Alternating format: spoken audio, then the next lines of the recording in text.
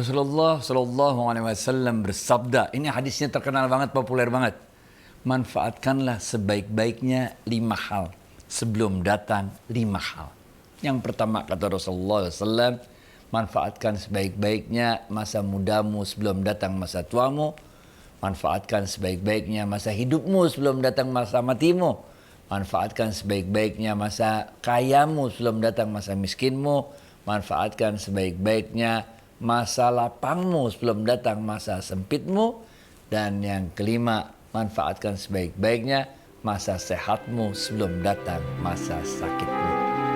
Gitu, Fit.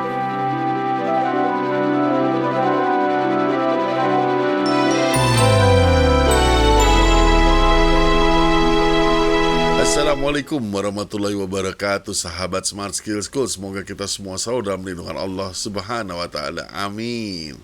Sahabat, jangan lupa untuk subscribe, like, share, and comment. Komen ini seru loh dan sangat bermanfaat buat kami di tim Smart Skill School. Nah, yuk kita sekarang lanjut saja, kita sambut Ustadz kita, Ustadz Adi Warman Azwar Karim. Ustadz, Assalamualaikum, apa kabar? Waalaikumsalam warahmatullahi wabarakatuh. Sehat, berkah, bahagia ya Allah, amin. Amin, Alhamdulillah. Ustadz, apakah yang Ustadz maksud di prolog tadi adalah agar manusia itu jangan menyia-nyiakan waktu, Ustadz? Nah, ini kalau ayatnya sih, kalau suratnya ini udah terkenal banget. Ada dalam Al-Quran, A'udzubillahi minasyaitonir rajim, wal 'asri innal insana lafi khusrin illa alladzina amanu wa 'amilus shalihat wa tawassaw bil haqqi wa tawassaw bis sabr. Terkenal banget, men. Tapi dalam ilmu tasawuf biasanya hal ini dikaitkan dengan surat berikutnya yang bunyinya alam nashrah laka sadrak wa wada'na 'anka wizrak alladzi anqadha dhahrak wa rafa'na laka zikrak fa inna ma'al usri yusran inna ma'al usri yusra fa iza faragta fansab wa ila rabbika farghab. Syekh Ibnu Athaillah dalam kitabnya Bahjatun Nufus bab 18, ntar baca sendirilah ya. Ini melihat bahwa hadis yang disampaikan oleh Rasulullah SAW, manfaatkan sebaik-baiknya 5 hal sebelum datang 5 hal. Manfaatkan sebaik-baiknya masa kayamu sebelum datang miskinmu. Manfaatkan sebaik-baiknya masa lapangmu sebelum datang masa sempitmu. Manfaatkan sebaik-baiknya masa sehatmu sebelum datang masa sakitmu. Manfaatkan sebaik-baiknya masa mudamu sebelum datang masa tuamu. Dan yang kelima, manfaatkan masa hidupmu sebelum datang masa matimu. Dalam ilmu tasawuf, peringatan ini bukan sekedar difahami bahwa harus memanfaatkan sebaik-baiknya 5 hal sebelum datang 5 hal yang berikutnya.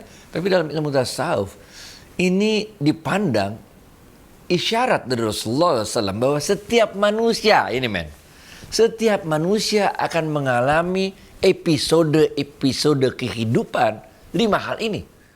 Sekaya-kayanya orang, suatu saat dia akan merasakan keadaan yang sempit ya, dari segi hartanya, dari segi rezekinya. Sesehat-sehatnya orang, dia akan mengalami suatu periode ketika dia sakit. Selapang-lapangnya orang, dia pasti akan mengalami periode ketika dia mengalami kesempitan. Sehebat-hebatnya orang mau pakai stem cell kayak apa kayak, ntar dia juga bakal tua, benar gak? Dan akhirnya setiap orang juga akan mati. Jadi dalam ilmu tasawuf ini dilihat sebagai satu episode perjalanan kehidupan yang harus kita lewati. Dan dalam ilmu tasawuf yang diminta oleh Allah kepada kita, bagaimana kita bisa redho dalam menjalani semua tahapan-tahapan episode kehidupan tersebut. Inilah yang digunakan sebetulnya untuk menjelaskan wal asri, bahwa demi waktu kita semua merugi kalau kita tidak bisa bersikap redho pada setiap tahapan kehidupan tersebut. Innal insana lafi khusrin illa alladzina amanu, kecuali dalam setiap tahapan itu, mau miskin mau kaya, mau sakit mau sehat, mau lapang mau sempit, mau tua mau muda, mau mati mau hidup, mau segala macam, kita selalu dalam keadaan iman kepada Allah wa amilus sholihat, dan selalu melakukan amalan-amalan soleh. Bukan itu aja, itu urusannya internal kita ya, urusan kita iman, urusan kita amal soleh, itu urusan kita. Tapi lebih dari itu, karena kejadian ini akan berbeda-beda dalam setiap orang. Kadang-kadang kita yang susah, kadang-kadang dia yang susah. Maka Allah juga menyampaikan, bukan untuk diri kamu sendiri, tapi juga watawassaw bil haq, watawassaw bis sabr. Untuk kepada orang lain, kita mengajak dia selalu menuju kepada kebaikan dan juga dalam hal kesabaran. Karena bisa jadi pada saat kita kaya orang lain miskin, pada saat kita lapang orang lain sempit dan sebagainya. Jadi dalam ilmu tasawuf ini dilihat sebagai bagaimana kita bisa dengan penuh keredoan menjalani kehidupan ini. Bukan saja untuk diri kita sendiri dengan selalu menjaga iman dalam hati kita dan melakukan amal soleh, tapi juga bagaimana kita menyebarkan kepada orang lain. Watawassaw bil haq, watawassaw bis sabr. Hadis ini juga dalam ilmu tasawuf dilihat sebagai penjelasan dari surat Alam Nashrah yang menjelaskan bahwa fa inna ma'al usri yusra, inna ma'al usri yusra. Sehebat apapun cobaan yang kita alami, nanti Allah akan turunkan pada saat yang bersamaan berbagai kemudahan-kemudahan. Ingat gak kisahnya seorang suami istri zaman Nabi Musa? Pernah kita bahas juga kan? Kedua orang suami istri ini miskin terus hidupnya. Lama banget, capek dah jadi orang miskin, bener gak? Sehingga beliau minta kepada Nabi Allah Musa, mintalah kepada Allah. Nabi Musa ini terkenal sebagai seorang nabi yang bisa bercakap-cakap dengan Allah. Mintalah kepada Allah agar kami diberikan kekayaan. Karena udah capek banget hidup ini miskin terus. Nabi Musa doa sama Allah, Allah kabulkan, nanti akan dikasih kekayaan 1 tahun. Nah ini kita lihat ya, kita kaitkan dengan hadis Rasulullah SAW itu. Ketika kedua suami istri ini diberi oleh Allah kelapangan, kekayaan yang dibatasi hanya 1 tahun. Mereka ini berdua betul-betul memanfaatkan masa kayanya sebelum setelah 1 tahun nanti akan miskin lagi, benar gak?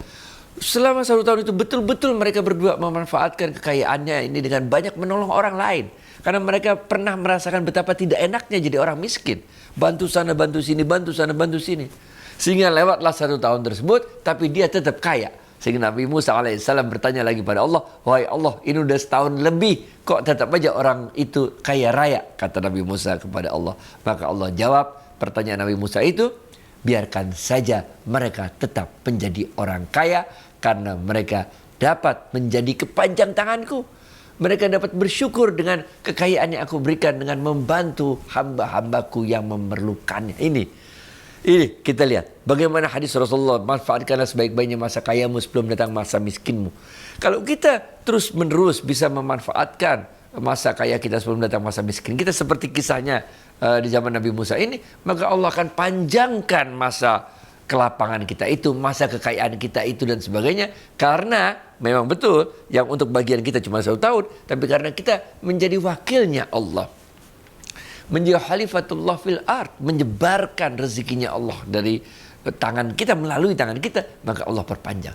Umar bin Khattab radhiyallahu anhu pernah berkata, Tuhan tidak akan menurunkan hujan emas dari langit. Nah ini, Allah punya caranya untuk menolong, memberikan rezeki kepada hamba-hambanya di muka bumi. Salah satunya adalah dengan melalui orang-orang yang dipilih oleh Allah, diberikan rezeki yang berlebih untuk memberikan pada orang lain. Begitu juga kita lihat kisahnya Nabi Ayub alaihissalam. Bagaimana Allah membulak-balikkan keadaan Nabi Ayub alaihissalam. Tadinya beliau kaya raya, hebat, sukses, sehat, kemudian menjadi jatuh, hilang semua nikmat-nikmat diambil oleh Allah sebagai ujian. Kemudian dengan kesabaran Nabi Ayub alaihissalam menjalani episode hidup itu, Allah kemudian balikkan lagi keadaannya, memberikan banyak kelapangan lagi pada Nabi Ayub alaihissalam. Di banyak cerita kisah kita temukan hal tersebut, sehingga inilah yang disebutkan dalam kitab Bahjatun Nufusnya, ditulis oleh Syekh Ibnu Athaillah, agar kita benar-benar memahami hadis ini, bukan sekedar memanfaatkan 5 sebelum yang 5, tapi lebih dalam dari itu, bagaimana kita bisa menjalani kehidupan ini dengan selalu redha kepada Allah. Baik itu ya, Fit. Alhamdulillah. Menarik ya Ustaz, kisah tentang suami istri yang diberikan rezeki oleh Allah pada saat zaman Nabi Musa alaihi salam. Saya berharap kalau bisa Ustaz memberikan sedikit nasihat Ustaz. Kini banyak sekali orang yang gak sadar bahwa rezekinya itu datang dari Allah gitu loh. Tolong Ustaz. Ya, kadang-kadang kita tidak menyadari bahwa kekayaan yang kita peroleh tersebut berasal dari Allah. Dalam setiap fase kehidupan itu, Allah baik miskin maupun kaya, Allah berikan cobaan kepada kita. Kemiskinan adalah cobaan, kekayaan juga adalah cobaan dari Allah, benar ya? Nah, mereka yang tidak menyadari bahwa kekayaan itu adalah cobaan dari Allah, maka mereka menyangka bahwa kekayaan itu adalah hasil kerja kerasnya. Sehingga dia tidak bersyukur kepada Allah, bahkan menggunakan hasil kekayaannya itu untuk melakukan berbagai maksiat. Maksiat yang paling dahsyat adalah dengan meremehkan orang lain yang meminta bantuan dari dirinya. Ini adalah maksiat yang paling dahsyat. Karena dengan meremehkan orang lain yang meminta pada dirinya, sebetulnya dia telah menganggap seakan-akan kekayaannya itu berasal dari dirinya, bukan dari Allah. Dia tidak menganggap bahwa ada hak orang lain di dalam dirinya. Belum lagi maksiat-maksiat yang merupakan bisikan-bisikan setan untuk memanfaatkan harta tersebut dalam jalan yang penuh maksiat, benar gak? Orang kaya mah keluar duit 10 juta, 20 juta untuk bayar wanita. Kadang-kadang gampang aja. Ini bukan soal 10-20 jutanya, tapi ini persoalan bagaimana kita melakukan suatu dosa besar atas kenikmatan yang Allah telah berikan kepada kita berupa kelapangan rezeki. Kan kacau balau. Allah udah baik sama kita. Dikasih rezeki, kita pakai untuk hal yang keliru.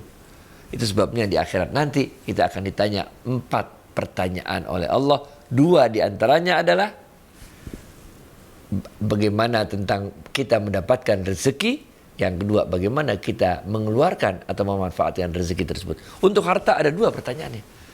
Jadi teman-teman semua, sahabat-sahabat Smart Skill School, marilah sama-sama kita fahami bahwa kehidupan ini telah ditulis oleh Allah di Lauhul Mahfuz. Tugas kita adalah bagaimana menjalani setiap periode kehidupan itu dengan selalu redho kepada Allah. Mudah-mudahan dengan kita selalu redho itu, Allah pun redho kepada kita. Baik David. Amin ya Allah. Baik Ustadz, kalau dikaitkan soal waktu, kenapa ya Ustadz kita tuh lalai sama Allah? Mencari Allah hanya pada usia senja. Pada kita usia udah 50, 60. Pada waktu dulu kita sama sekali nggak baca Al-Quran barangkali, atau kecuali kalau disuruh ngaji ya, zaman dulu kecil-kecil.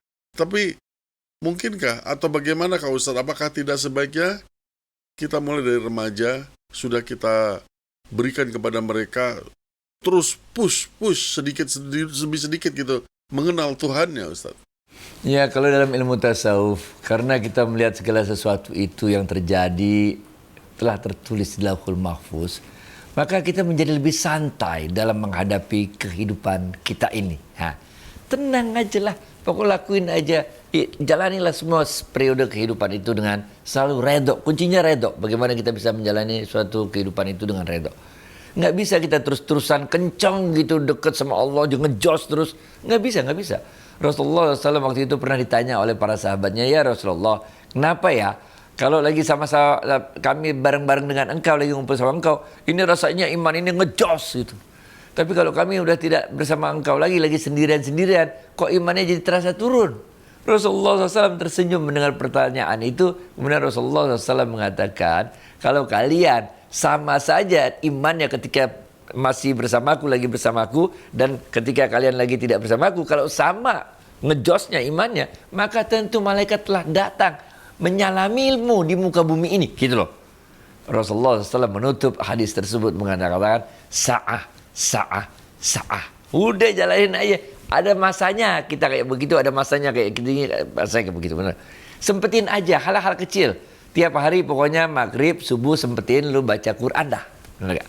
Terserah mau berapa kayak baca Quran dah. Benar. Sempetin pokoknya sedekah dah, berapa kayak sedekahnya sempetin, tiap hari itu sedekah. Sempetin istighfar. Habis sholat wajib sempetin minimal 3 kali istighfar, astagfirullah. Sempetin. Yang hal-hal yang kecil itulah yang dipandang oleh Allah menjadi suatu amalan yang besar karena keredoan kita dalam menjalaninya. Sehingga misalnya kita ambil contoh lagi satu hadis nih. Rasulullah SAW waktu itu lagi melakukan perjalanan panjang bersama Bilal bin Rabah. Di tengah jalan, udah sama-sama capek nih, Rasulullah SAW capek, Bilal capek, mau tidur. Jadi Rasulullah SAW, Bilal, ntar bangunin ya, kalau udah subuh bangunin. Ini kayak udah capek banget, mau istirahat dulu, kata Rasulullah SAW, benar gak? Oh siap Rasulullah, kata Bilal, istirahatlah, nanti akan aku bangunkan ketika telah subuh, waktu subuh masuk. Tapi ternyata Bilal juga kecapean, sehingga Bilal juga ketiduran. Rasulullah SAW dua-duanya sama Bilal, dua-duanya ketiduran. Sehingga sholat subuh lewat, matahari udah terbit, benar gak? Ketika matahari terbit, Rasulullah SAW bangun, Bilal bangun. Wah, udah kelewatan nih, kenapa nggak bangunin? Saya juga ketiduran, Rasul, kata Bilal. Apa yang dilakukan Rasulullah SAW? Rasulullah SAW, Bilal, azan, kita sholat subuh. Nah, ini. Matahari udah terbit, tapi Bilal sudah azan, kita sholat subuh. Benar. Ini menunjukkan bahwa apapun yang kita lewati, bisa jadi kita lewat sholat subuh, nggak apa-apa, udah, jalanin aja, hidup, benar nggak? Tetap aja sholat subuh. Jangan mentang-mentang udah kelewatan sholat subuh waktunya malah nggak sholat subuh. Sholat aja begitu kita bangun. Alhamdulillahillazi ahyana ba'da ma amatana, doanya. Habis itu kita sholat subuh. Begitu juga misalnya kalau kebiasaan kita baca Quran habis maghrib, habis subuh, udah kita biasakan. Tapi satu dan lain hal nggak sempat kita baca, nggak apa-apa. Malah jangan kita tinggalkan sama sekali. Karena ada juga orang yang tadi subuh, zuhur, asar lewat. Kalau asar lewat, sekalian aja maghrib sama isya lewat. Oh, jangan. Dalam kitab tersebut, Ibn Athaillah mengatakan, Bahjatun Nufus itu, Allah lebih menyukai kita lalai dalam melakukan suatu amal soleh daripada kita menghindari dari melakukan amal soleh tersebut. Gitu, men. Bisa jadi kita punya kebiasaan amal soleh, lalu kita lalai, kelupaan, kelewatan. Nggak apa-apa, bagus. Daripada kita nggak melakukan sama sekali.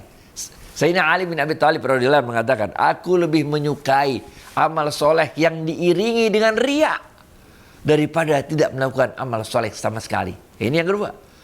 Udah, jangan khawatir riya dah. Alasan aja takut riya, emang kagak mau amal soleh aja, bener. Sehingga Sayyidina Ali bin Abi Thalib mengatakan, aku lebih menyukai amal soleh yang diiringi dengan riya daripada tidak melakukan amal soleh sama sekali. Ente mau sedekah, oh janganlah antar riya mau sholat, jangan antar riya, mau baca Quran, antar kedengaran orang riya, jangan, lakuin aja. Nah, ini lebih disukai kita melakukan amal soleh yang diiringi dengan riya daripada tidak melakukan amal soleh sama sekali. Ya, udah dua nih ya. Yang ketiga, Allah mengatakan dalam sebuah diskusi, Rasulullah SAW mengatakan, Allah berfirman, Allah lebih menyukai amalan-amalan yang kecil tapi dilakukan terus-menerus daripada amalan yang besar dilakukan sekali-sekali. Nah, benar gak? Ntar aja kalau udah kaya baru kita wakaf, ntar aja kalau udah kaya baru kita sedekah. Jangan, men. Allah lebih, yang dinilai itu bukan besar kecilnya, yang dinilai adalah bagaimana keredoan kita untuk selalu mengeluarkan sedekah, untuk selalu melakukan amal soleh, seberapa kecil pun itu. Yang penting dia jadi kebiasaan, dia jadi gaya hidup kita.